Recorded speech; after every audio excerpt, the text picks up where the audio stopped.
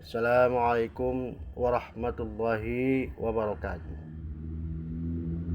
Saudara-saudari, mohon maaf kembali Al-Fakir hadir di layar HP Anda untuk menyampaikan apa yang bisa disampaikan. Karena sesungguhnya dalam kehidupan ini wajarlah kita saling mengingatkan. Kenapa? Karena di dalam kehidupan di dunia ini bukanlah kita hidup semaunya saja. Ada aturan-aturan yang telah ditentukan Allah dan Rasul-Nya untuk keselamatan kita, keselamatan hidup di dunia dan keselamatan hidup di akhirat. Saudara-saudari, yang ingin kita sampaikan dalam kata-kata sederhana ini kali ini adalah tentang jangan dikira bahwa segala perbuatan kita di dunia ini tidak kita rasakan di dunia ini saja. Barangkali saudara-saudari perlu lebih mempelajari, membaca riwayat, mendalami sejarah. Bagaimana nasib orang-orang yang zalim. Kita yang taunya adalah para pejabat saja.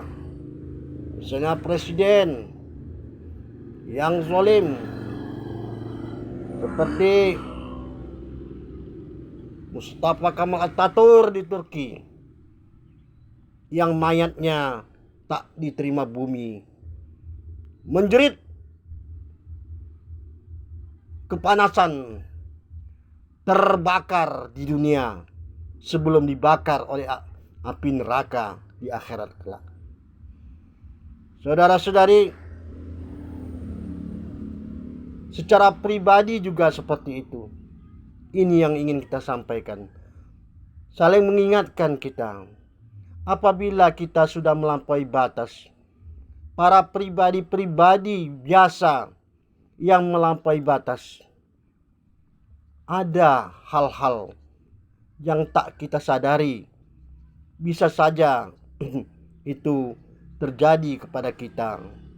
Misalnya, jiwa kita tidak tenang, duit kita banyak, fasilitas lengkap, tapi jiwa gersang gelisah.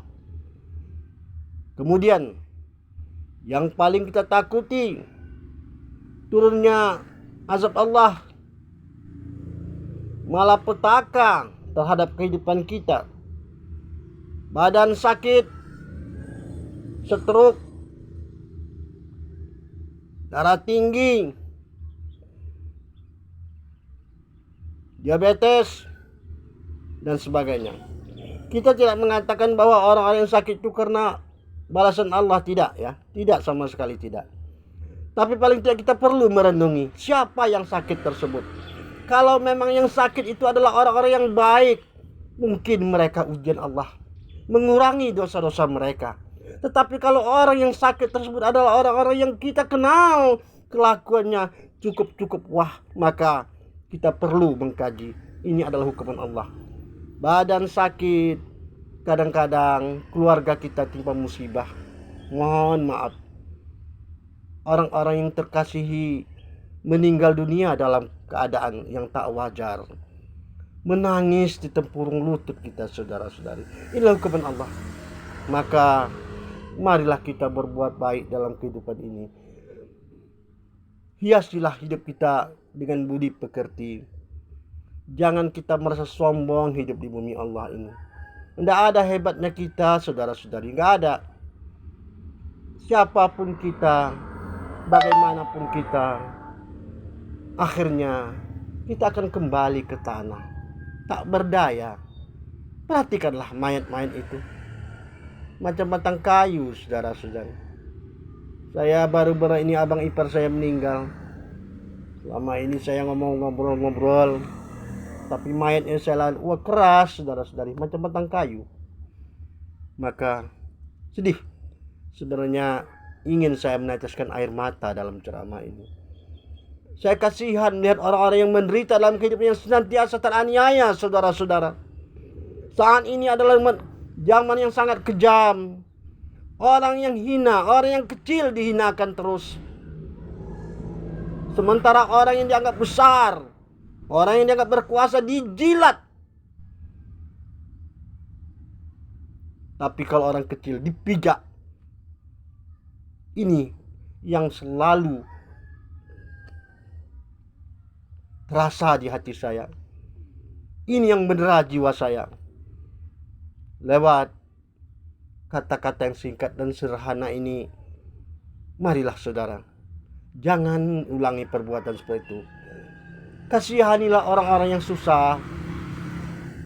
Kasihani kaum miskin, bukan dihina, saudara-saudari. Anda kaya raya, Anda punya fasilitas, Anda punya pemasukan uang yang lancar, tapi kalau akhlak saudara amburadul, ini tidak ada nilai di mata Allah Subhanahu wa taala. Hidup ini sementara. Maka kali-kali kita katakan kepada kaum-kaum miskin, janganlah berkecil hati. Sesungguhnya di bidang materi, Rasulullah juga hidup dalam kemiskinan. Pernahkah kita baca riwayat bahwa Rasulullah itu sering puasa Senin Kamis pada umumnya karena tidak ada yang dimakan. Riwayat tersebut menyebut ketika pagi-pagi Rasulullah bertanya kepada istrinya Siti Aisyah, "Ya Aisyah, apa yang sarapan kita pagi ini?" "Tidak ada ya Rasulullah, puasa kita," kata Rasulullah. Karena kalau puasa sunat biasa, tidak apalah pakai niat-niat malam. Bahkan merinding kita mendengarnya. Abu Hurairah, seorang riwayat hadis yang terkenal, berdekatan rumah dengan Rasulullah. Dan Abu Hurairah juga hidup dalam kemiskinan. Ketika hari-hari Rasulullah keluar ke rumahnya, dilihatnya Abu Hurairah di depan rumah. "Ya Abu Hurairah," sapa Rasulullah. "Ya Rasulullah." Padahal di hati keduanya adalah rasa syukur, tabah, karena pada saat itu tidak ada yang mereka makan di rumahnya. Sekali lagi, kepada orang hidup dalam keadaan menderita, miskin, jangan berkecil hati. Allah Maha Besar, saudara-saudari. Allah yang mengasihi kita, Allah yang kasihan kepada kita. Jangan kita berkecil hati kepada manusia yang tidak punya perasaan, yang selalu menghina kita. Barangkali tidak ada kata lain dalam kehidupan ini kecuali bersyukur kita kepada Allah. Syukurilah. Nikmat apa yang pantas kita bantah dari Allah? Seperti apa yang kita ungkapkan semalam dalam ceramah yang pertama semalam, nyawa ini pun sudah cukup kita bersyukur. Adanya nyawa ini pun sudah cukup kita bersyukur pada Allah. Dan kemudian kepada orang-orang yang kaya, kepada orang-orang yang diberi Allah kelebihan rezeki, janganlah Anda menyombong. Anda itu sebenarnya bukanlah siapa-siapa. Apa yang Anda terima hanya pemberian Allah. Jangan Anda kira bahwa Anda misalnya bagian rezeki yang melimpah ruah, berarti Allah sayang kepada Anda. Belum tentu, saudara-saudari. Bisa saja rezeki itu akan membuat Anda menjadi orang-orang yang durhaka, orang-orang yang menderita dalam kehidupan ini. Bukan hanya nanti, bahkan di dunia ini, seperti apa yang kita ungkapkan di atas tadi.